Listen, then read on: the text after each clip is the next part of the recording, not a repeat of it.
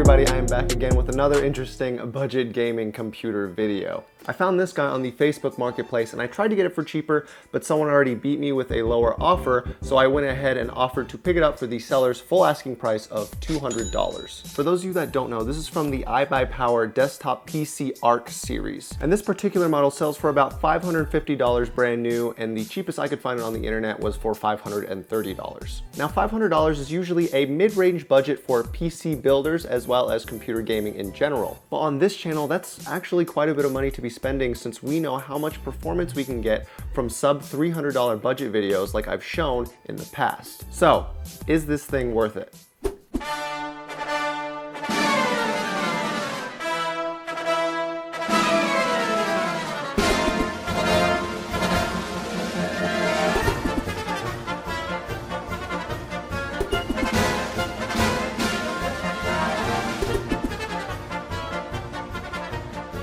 No, it's not. For the processor, this computer has the AMD FX 6300, which is actually still a good enough processor for gaming. While it's definitely a dated piece of hardware, the 6-core processor is actually not the root of our problem. For the RAM, this computer has one 8GB stick of DDR3 clocked at 1600 MHz by ADATA. Like I mentioned before, this is a dated piece of hardware, but 8GB is plenty for gaming whether you are using DDR3 or DDR4 memory. As for the drive, it's a 500GB HDD from Toshiba, which actually has pretty decent boot times considering its age. It's definitely not the worst thing I've worked with inside of a gaming PC, but we all know that your drive actually has little to do with your gaming experience anyways. Now for the graphics card, this computer has an R7 by Power Color. It has 2GB of GDDR5, a memory bus width of 128 bits, and it has a clock speed of 800 MHz. Now those specs actually aren't that bad, with the exception of the clock speed being particularly low. Now while the specs really aren't that bad, the graphics card is ultimately the reason that this computer can't game that well. To make this simple, low-profile graphics cards or other cards that don't require a 6 or 8-pin power connector typically suck, with the exception of a few models of a 750 Ti, a 1030, a 1050, or a 1050 Ti. But for the most part, they just don't have enough power to do a good enough job. So why would a company who's asking more than $500 for you mass produce computers with a bad graphics card? Number one, they want to make money. iBUYPOWER is a business, and ultimately they need to save money wherever they can by buying cheaper parts, while still being able to produce a product that people are willing to buy at a profitable price point. Number two, the power supply in this computer is trash. Not only is it not 80+ certified, but it doesn't even come with a 6 or 8-pin PCIe power connector, so if I wanted to replace the graphics card in this thing, I'd actually have to buy another power supply as well. I've already mentioned in the past how bad power supplies like this can be for your computer, so if you ever see one of these silver unpainted IEDs in your rig, go ahead and throw it out and just buy a new one immediately. Number three, they understand a very real truth that exists in the market for PC gaming. If it looks cool, they'll buy it.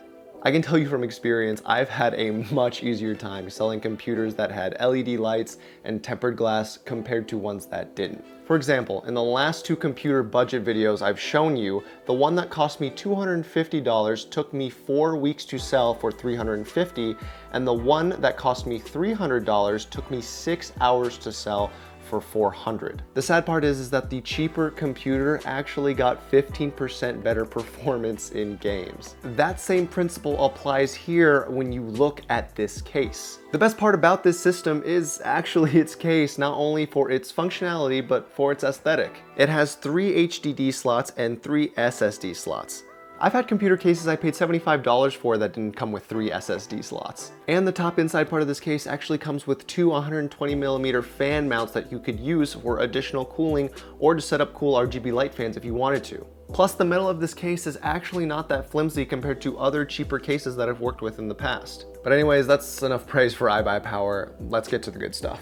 How do we fix this thing? Well, with a couple deals that I picked up locally as well as online, we can actually still upgrade this system and be able to sell it for a profit.